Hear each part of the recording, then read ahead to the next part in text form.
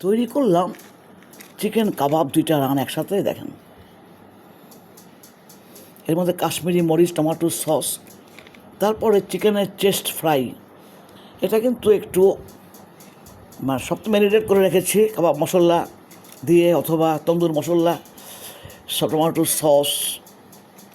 এটা কিন্তু একটু বয়েল করলে তাড়াতাড়ি ভেজে নিতে হবে, না ভেঙে যাবে। সামান্য বয়েল করে নিতে হবে।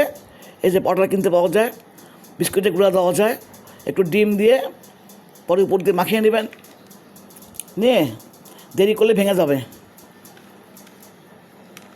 তা রান্নার হলো কারুকার্য করতে করতে মানুষ পারে আর কি, নৈপুণ্যতা, শিল্পচার্যটা একটা ভীষণ শৌখিনতা আমার মাঝে মাঝে হয়।